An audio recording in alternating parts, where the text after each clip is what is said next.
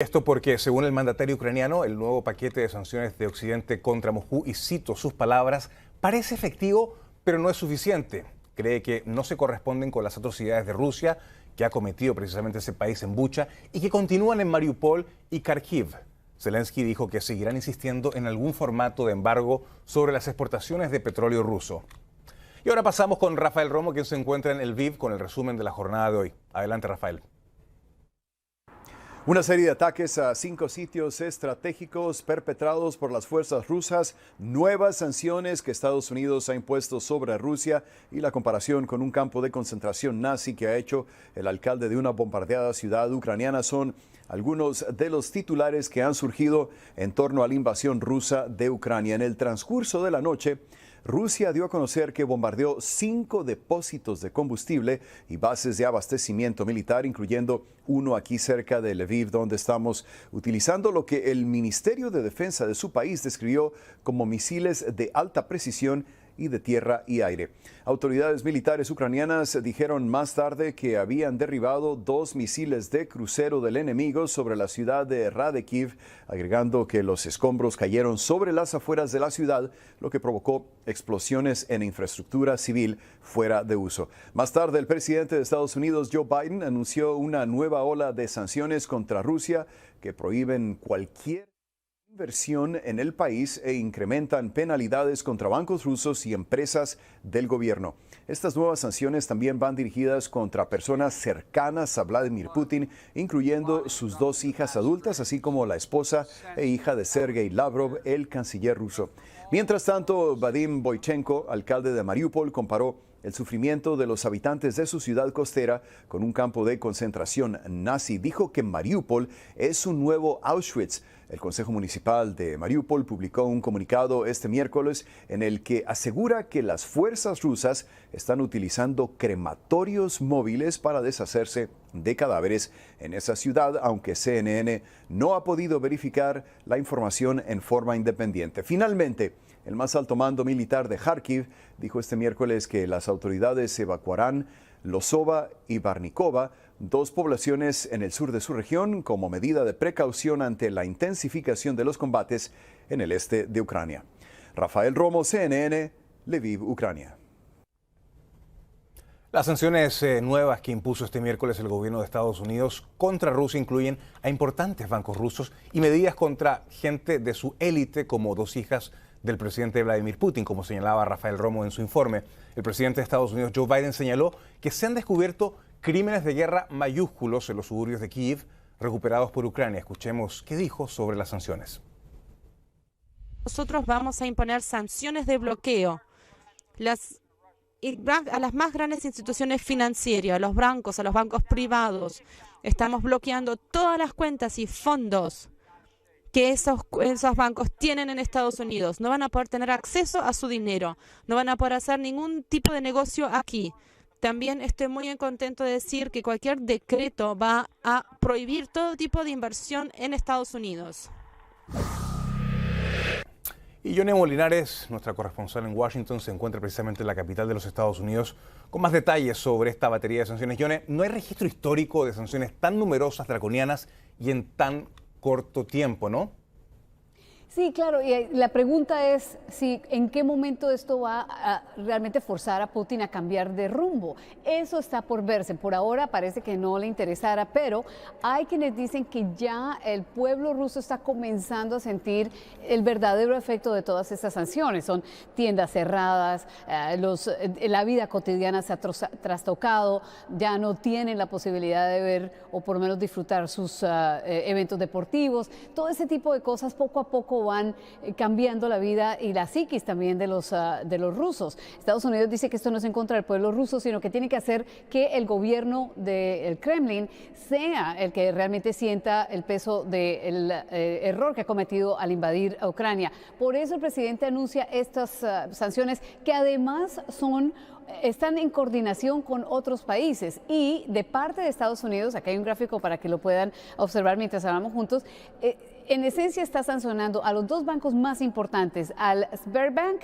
y al Alfa Bank. Estos dos son muy importantes en Rusia, pero también está prohibiendo la inversión dentro de Rusia en Estados Unidos, como pues digamos algunas compañías que todavía siguen invirtiendo o pues siguen teniendo operaciones en Rusia, pues van a entonces ser centro de sanciones. Por ejemplo, hay compañías gigantescas como McDonald's que ya ha salido del país, por lo menos han suspendido sus operaciones.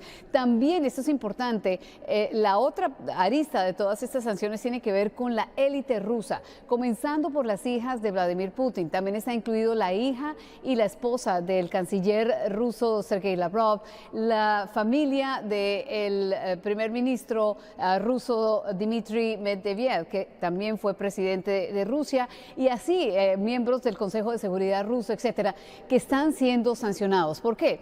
Pues la idea son dos cosas: cerrar digamos, apretarle el cinturón, pero también ampliar la red de sanciones. Los que conocen cómo se manejan las cosas en Rusia sospechan que, por ejemplo, Vladimir Putin ha escondido, como lo han hecho también otros oligarcas, el dinero dentro de lo que tiene que ser la familia de estos oligarcas, y por eso dicen, pues van a tratar de extenderlo a ver qué tanta mella le pueden hacer, José Manuel. Así es, Yone. Y por otra parte, el ministro de Economía de Alemania ha dicho que intentarán de aquí a 2030 dejar de depender de forma mayoritaria del combustible y de los combustibles fósiles rusos. Así es que otra noticia que en el largo plazo, por supuesto, que puede debilitar a las finanzas rusas. Yone Molinares, gracias por tu completo reporte desde Washington. Buenas noches para ti. Igualmente, nos vemos.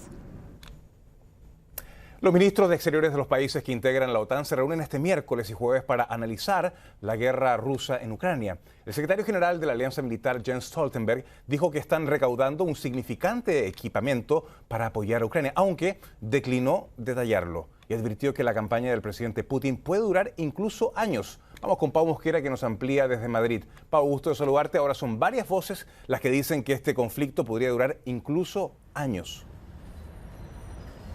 Efectivamente, José Manuel, como bien mencionabas, justamente el secretario general de la OTAN, Jens Stoltenberg, ya avisaba a los aliados, a los miembros, que esto se puede alargar más de lo previsto y puede ser durante meses o incluso años.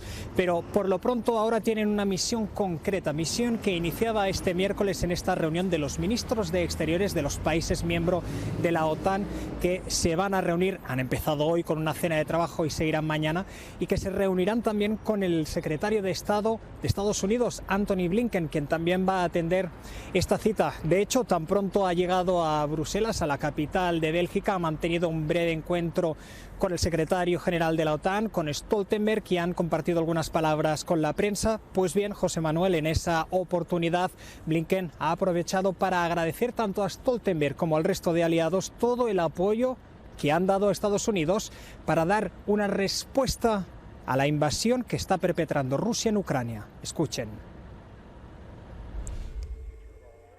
Hemos recibido un enorme apoyo, no solamente en cuanto a las agresiones rusas contra Ucrania, sino también queremos ir desarrollando esta estrategia en esta cumbre, así como también ver cuáles son todos los retos a los que debemos enfrentarnos para seguir haciendo el trabajo al que nosotros nos comprometimos a hacer, juntamente con nuestros socios, en los próximos días. Entre los temas que figuran en la agenda de esta reunión, José Manuel, se encuentra abordar los últimos acontecimientos en Ucrania, pero sobre todo la situación de estas localidades que han quedado liberadas de las tropas rusas y que han revelado la situación de decenas de cuerpos inertes tendidos sobre las calzadas, algo que sin duda ha generado muchísima alarma entre todos los países miembros de la OTAN. La mayor preocupación, tal y como compartíamos al inicio y como decía Jens Stoltenberg, es que este conflicto se enquiste y pueda durar más de lo que desean. Escuchen. No hemos visto indicios de que el presidente Putin haya cambiado su ambición de controlar toda Ucrania. Pero al mismo tiempo tenemos que ser realistas y darnos cuenta de que esto puede durar mucho tiempo, muchos meses o incluso años. En la sesión que iniciará este jueves a las 3:30 de la mañana, tiempo del este, se espera que los ministros de Exterior de los países miembros de la OTAN aborden las perspectivas de la alianza de cara a futuro, analicen cómo pueden continuar ayudando a Ucrania, eso es, enviando material ofensivo y defensivo, y sobre todo a abordar cómo reforzar la seguridad colectiva de todos los aliados ante este nuevo contexto estratégico que estamos enfrentando a nivel global. Y mientras tanto, José Manuel, paralelamente, mientras se reúnen los ministros de Exterior de los países miembros de la OTAN, también en la capital belga, los embajadores permanentes de las diferentes naciones de la Unión Europea se reunían justamente para terminar de aprobar el quinto paquete de sanciones contra Rusia.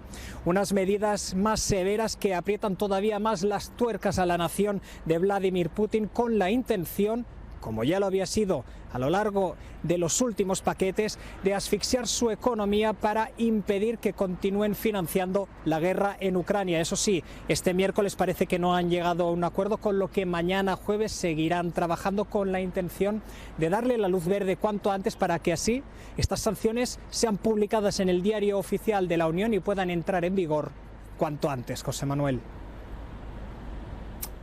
¿Se habrá imaginado Putin que le iban a imponer tantas sanciones después de entrar en esta guerra? Bueno, veremos. La respuesta queda en el aire. Pau Mosquera, gracias por tu completísimo informe y reporte desde Madrid esta noche. Hasta pronto. Mariupol, le hablaba hace un momento de eso. Dice su alcalde, es el nuevo Auschwitz. Así de fuerte. Mariupol, dice su alcalde, que es el nuevo Auschwitz. Según el funcionario, la ciudad le recuerda el tristemente célebre campo de concentración nazi. Vadim Boychenko aseguró que las tropas rusas convirtieron Mariupol en un campo de exterminio.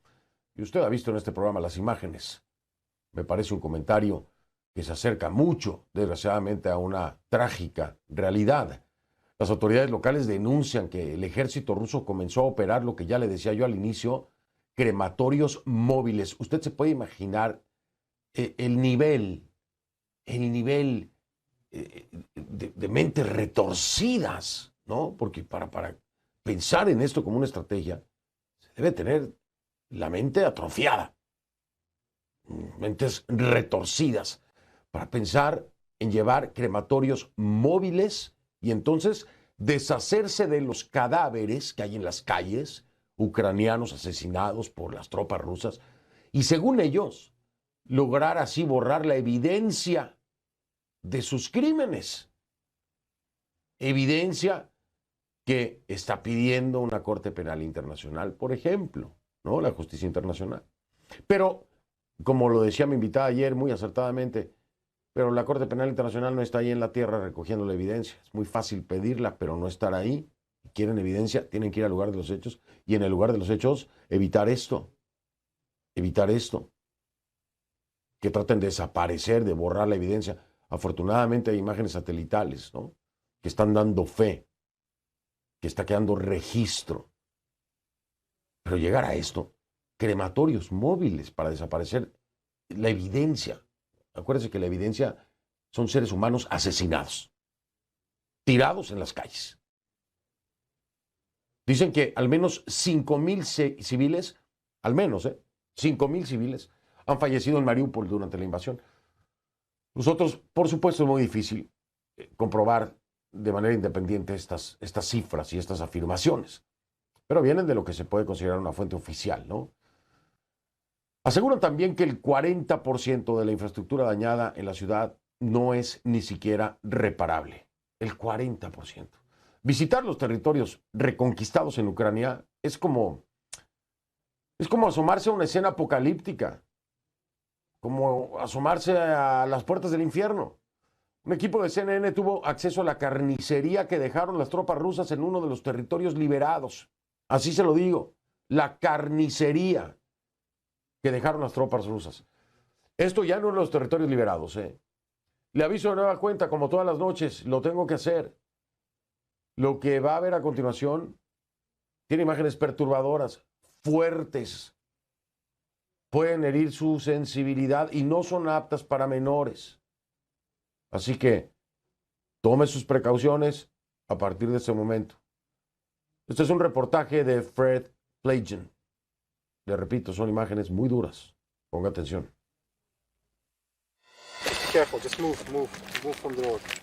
Es como una escena de las puertas del infierno. Los muertos yacen esparcidos por esta carretera en el oeste de Kiev, algunos todavía junto a los restos de sus vehículos, mientras los perros deambulan como aves de rapiña. Esto es lo que las fuerzas rusas dejaron a su paso cuando se retiraron. Prepararon la emboscada allí, a donde vamos ahora mismo. Oleksandr Ratsikovsky me dice que estas víctimas eran civiles, abatidos desde esta posición, donde los rusos habían colocado un tanque. Y puede ver, en realidad es como construir una zona de tiro. ¿Lo ve? Sí. Y estos autos, mire, están como en fila. Aquí no hay autos, porque no los dejaban venir. Les disparaban apenas se acercaban. El gobierno ruso niega haber atacado a civiles, llama tales acusaciones, y cito, falsas y propaganda. Pero Oleksandr es parte de una unidad de drones y filmaron un incidente. Esto pasó el 7 de marzo, cuando los rusos todavía tenían el control total de esta área y un grupo de autos venía por la carretera. Se dieron la vuelta después de que aparentemente les dispararan desde la posición del tanque. Este auto se detiene y el conductor se baja. Entonces pasa esto. Él puso las manos en alto, por encima de la cabeza, y en ese momento le dispararon en este lugar. 2 personas murieron ese día, Maxim Iovenko y su esposa Ksenia, que también iba en el vehículo. La familia le ha confirmado sus identidades a CNN. Después del incidente, el dron filmó a las tropas rusas sacando a 2 personas más del automóvil y llevándoselas. Era el hijo de 6 años de la pareja y un amigo de la familia que viajaban con ellos, confirmaron los familiares. Ambos fueron liberados más tarde por los rusos. Los soldados luego registran el cuerpo de Maxim y lo arrastran. Este incidente es traumatizante y a la vez motiva a la unidad de drones de Oleksandr. En nuestra vida normal, antes de la guerra, éramos civiles a los que les gustaba volar drones de vez en cuando y hacer videos agradables, videos en YouTube. Pero desde que comenzó la guerra, nos hemos convertido en una parte vital de la resistencia. Oleksandr nos envió horas de video que muestran a su equipo observando los vehículos rusos, incluso encontrándolos cuando están ocultos y son casi imposibles de detectar, para luego ayudar a que las fuerzas armadas ucranianas puedan atacarlos. Somos los ojos, se nos llaman los ojos porque con los ojos se puede ver y se puede reportar. Y tan pronto como se ve, se pueden realizar ataques con artillería, ataques aéreos. ¿Cuánto tiempo se tarda llevar su información a los lugares correctos para que luego puedan actuar basándose en la inteligencia que usted proporciona? En buen tiempo es cuestión de minutos. Y a veces un pequeño mosquito puede aniquilar toda una manada de elefantes. Estas son imágenes de drones de la unidad de Oleksandr buscando una columna inmensa de tanques y vehículos blindados rusos. Y esta es esa columna, después de que los drones la encontraran. Oleksandr me dice que unidades como la suya jugaron un papel importante para defenderse de las tropas rusas, a pesar de que los ucranianos estaban ampliamente superados en armas por los rusos. Somos ágiles como defensa territorial. Podemos decir que esto es suicida, nos tenemos que ir. Pero las Fuerzas Armadas tienen que quedarse. Se les ordena que se queden y se quedan. Los matan, pero se quedan y defienden su tierra. Nadie sabe cuántos rusos murieron aquí, pero el grupo dice que fueron muchos, derrotados con la ayuda de un grupo de pilotos aficionados de drones que quieren defender su patria. Fred Plagin, CNN, Mila, Ucrania.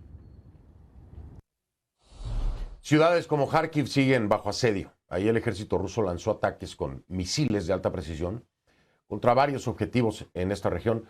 Esto lo indica así el Ministerio de Defensa ruso. De acuerdo con la información que proporciona Moscú, los ataques destruyeron un depósito de combustible que abastecía a las tropas ucranianas. Y en esta guerra el ejército ruso no ha respetado nada, ¿no? Nada. Ni radioactividad, ni vidas, ni civiles, ni edificaciones, ni librerías, ni hospitales, ni nada. Nada. Mucho menos, imagínese usted, que respete la Convención de Ginebra. No ha respetado nada. Estas imágenes que va a ver grabadas con dron muestran que los rusos cavaron trincheras en un área prohibida.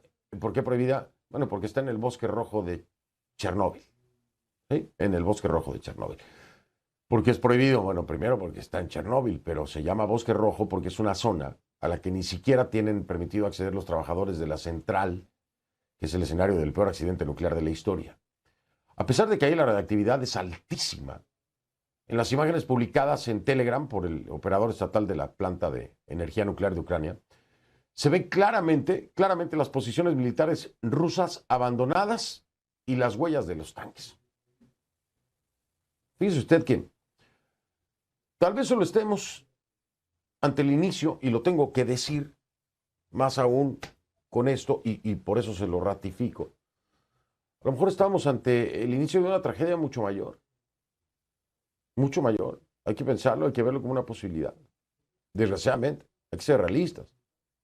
Porque, pues hasta ahora, por parte de Putin, ¿qué cambio de actitud ha habido? Ninguno. Ninguno, a pesar de las sanciones, los bloqueos, etcétera, la diplomacia. El secretario de la OTAN, el secretario general, llamó a lo mismo que estoy haciendo yo en este momento, a ser realistas. Pero además, el mensaje entre líneas, se lo repito, y tiene que entenderlo usted muy bien, es que cuando la OTAN ya dice que esto va para largo, que incluso puede durar años, pues le está diciendo, nosotros no vamos a hacer más de lo que ya hemos hecho para parar esto. Hay que entenderlo así. No es una declaración cualquiera. No es una declaración cualquiera. Escúchelo.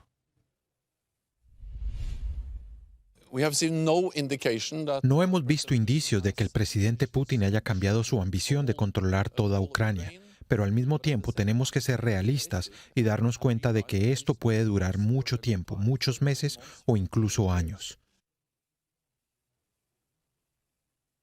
El Departamento de Defensa de Estados Unidos coincide con esta apreciación de la OTAN también, y es otro mensaje, ¿no?, entre líneas. Considera que es imposible saber cuánto durará la guerra. Pues cuando quieren saber las cosas las saben, ¿no? Pero hay que accionar. Y bueno, también dicen tampoco si va a haber una salida diplomática para el conflicto. O sea, ¿qué le puedo decir?